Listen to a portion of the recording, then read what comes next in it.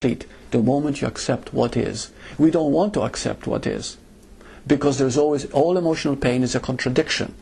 Okay? Let me give you an example of contradiction. You're reading a beautiful book, and all you want is peace. Oh, I want to relax. I want to be at peace. Somebody makes a noise. You get angry. That very anger is the opposite of the peace you were seeking. Got it? You react.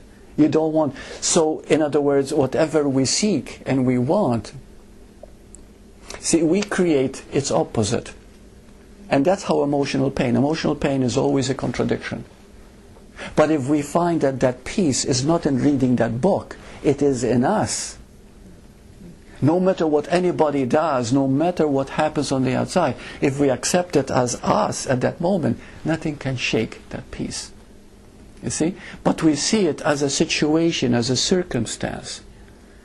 And so we create contradiction. All emotional pain, that's what emotional pain is. That's what suffering is. Emotional suffering. And that's the surrender. That's the surrender. You see? The trust in who you are. When you accept that totally. And so this is what is happening all the time. If you get irritable, if you react, okay, you're creating the very opposite of what you wanted in the first place. Once you start seeing that, which is a projection, once you start seeing that, you begin to go deeper automatically. For example, in listening. Now, listening is the whole crux of the matter. All spirituality is listening. It is not reading, it is not study, it is not practice, it is not prayer, it is not meditation. It is listening. If you call meditation listening, then yes, then I'd say yes, meditation is good. Okay? But all spirituality is listening, the ability to listen. Okay? And listening is this. Whatever your mind is telling you is just a thought. And immediately, the moment you see it as a thought, it starts to listen to the heart. It automatically goes deeper. Now, when I say heart, are you understanding what I mean? I'm not talking about the physical heart here. You know, I'm not talking about the organ. I'm talking about the very center that you are. Okay? In you, you already know the truth. So the first thing to listen, what is the first thing to do to learn to listen, to know how to listen? The first thing. What do you feel? Listen. What comes to you? Well, I feel like I just become present. Be presence. Okay. So that listening is really becoming fully present, 100% present. But what is the first thing we need to know in order to listen well? This seems like a paradox here, but I'd like you to hear it.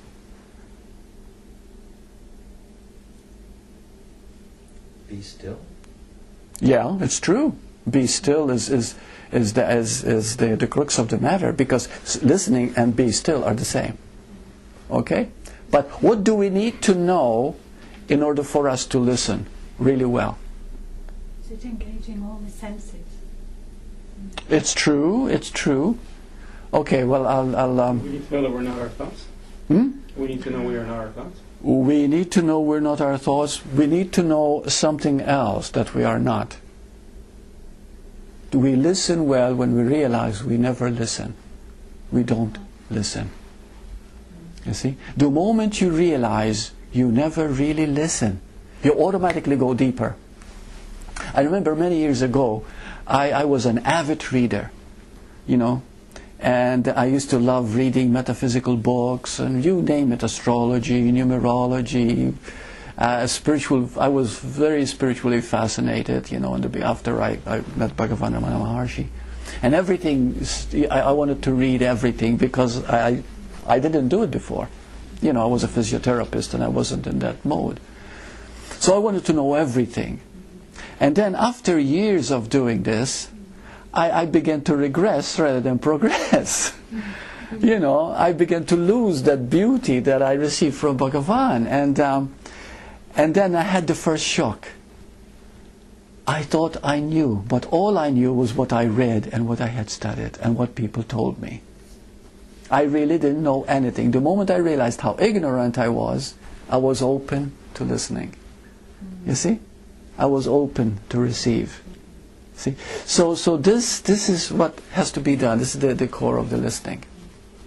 Can I just ask you, Yeah. is it like a process with everyone, right? Yes. They have to sort of go through this. Yes, they have to go through this. Yeah, this is inevitable. Yeah. Because Yeah. I've had the same thing. I haven't, it's like I haven't read enough, and maybe I want to just read some more. But I also know that I need to be quiet, and so Yeah. there's this sort of thing. That's right. Hearing And what that is- pull, get in touch with that Yeah. pull, because that's a beautiful thing. So you want to read more because the mind is still telling you there's something to achieve, but at the same time it is the pull of the heart that wants, you see? And when you realize that what you really want is that silence, Yes. is And that there peace, there's is that warmth, there's is that love. conflict in that. Was that? There is a conflict within me. Yeah. Because I feel like... And when you feel that, be aware of the conflict and be still with that conflict. You can allow it. In other words, don't fight it, don't resist it, nothing. Because we are being lived all the time. We're not, you see, we think we do all the decisions, we think we do all the doing. But in truth, life is living us. And when we allow the process to happen on its own, without being conflicted within ourselves, every time we resist something, oh, this shouldn't be. Okay?